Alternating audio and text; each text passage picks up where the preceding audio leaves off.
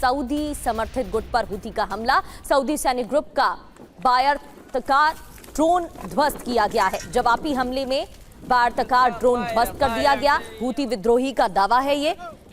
और आपको जानकारी दे दें, सऊदी अरब पर और हमले भी करेंगे, ये हुती विद्रोही ने चेतावनी दी है। और देखिए एक और बड़ी खबर आपको बता दें, पश्चिम एशिया से यूरोप तक हड़कंप मचाने वाली ये खबर है। ईरान के सैन्य कार्गो शिप पर यूक्रेन का हमला। कैस्पियन सागर में ईरान का जहाज ध्वस्त। रूस हथियार भेज रहा था ईरान, ये यूक्रेन ने कहा। ड्रोन स्ट्राइक में एक क्रू की मौत हुई है। ये खबर अपने आप में बहुत बड़ी है और इसी खबर की वजह से यह कहा जा रहा है कि इस जंग में अब यूक्रेन की भी एंट्री हो गई है। यह आरोप है यूक्रेन का कि हथियार भेजे जा रहे थे रूस को और इसी वजह से इस पर अटैक किया गया है। तो ईरान युद्ध में यूक्रेन की एंट्री, 5 पॉइंट्स में यह खबर आपको हम बता रहे हैं। कैस्पियन सागर में ईरानी जहाज पर हमला हुआ है। हथियारों से लदे सैन्य कार्गो जहाज पर अटैक किया गया। रूस को हथियार सप्लाई करने पर स्ट्राइक की गई। लंबी दूरी के ड्रोन से यूक्रेन का हमला। यूक्रेन के हमले में ईरान के एक क्रू की मौत हुई है।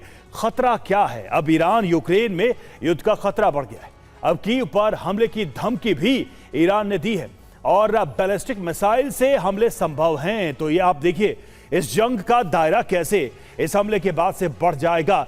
अब भारद्वाज सर कैसे देखा जाए, यूक्रेन की एंट्री हो जाती है और यूक्रेन ये कहकर हमला करता है कि ईरान रूस की मदद कर रहा है, इसलिए हमने ये अटैक किया गया। क्या इसको सिर्फ एक ऑपरेशन तक लिमिटेड एक्शन माना जाए या फिर वॉर का एक्सटेंशन देखा जाए, मिडिल ईस्ट के वॉर का यूरोप तक एक्सटेंशन?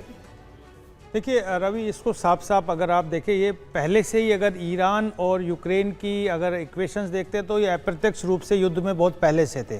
जिस तरीके से ईरान रशिया को सपोर्ट कर रहा था ड्रोन टेक्नोलॉजी में या मिसाइल टेक्नोलॉजी में, निश्चित रूप से, और उसका वो किसके खिलाफ इस्तेमाल हो रहा था? यूक्रेन के। अभी पहली बार सीधा अटैक हुआ है यूक्रेन की तरफ से ईरान पे, तो निश्चित रूप से ये अप्रत्यक्ष से प्रत्यक्ष कॉन्फ्लिक्ट हो गया। लेकिन मैं रवि एक दो बातें आपके माध्यम से कहना चाहता हूँ। देखिए अमेरिका का स्ट्रेटजी क्या है?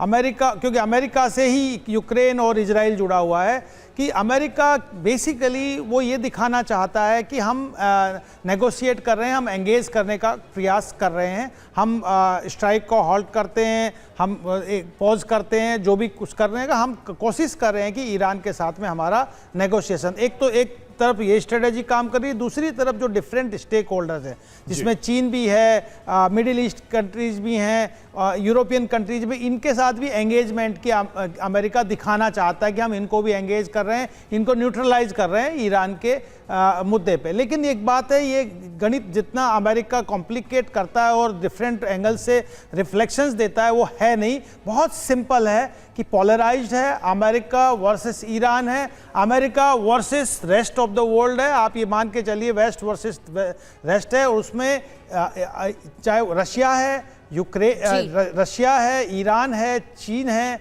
और नॉर्थ कोरिया है। ये एक पोल पे खड़े हुए हैं और इनका जो एंटी कैंप है वो निश्चित रूप से अमेरिका और यूरोपियन कंट्रीज, और उसके साथ में अमेरिका जो काम कर रहा है, ग्राउंड पे जो काम कर रहा है, वो काम कर रहा है जो इजराइल का माइंडसेट है, इजराइल जो करना चाहता है, और वो किसी भी हालत में ईरान को बख्शना नहीं चाहता, उसको तबाह भी करना चाहता है, और इस लेवल तक तबाह करना चाहता है कि उसका मिडिल ईस्ट में अपना वर्चस्व बना रहे और दुनिया में भी ये दिखाए कि हम सुपर पावर है। लेकिन ठीक आपने कहा, और आपने जिस तरीके से अलग अलग देशों का जिक्र किया वो भी साफ तौर पर रणनीति दिखाई दे रही है, और नाटो देश की भी नरमी अब इस वॉर में अमेरिका के प्रति दिखाई दी है। ब्रिटेन के पीएम की भी यहां पर बदलाव के बाद कई इस तरीके की योजना तैयार की गई है, जिसके बाद लग रहा है कि नरमी अमेरिका के प्रति बढ़ गई है।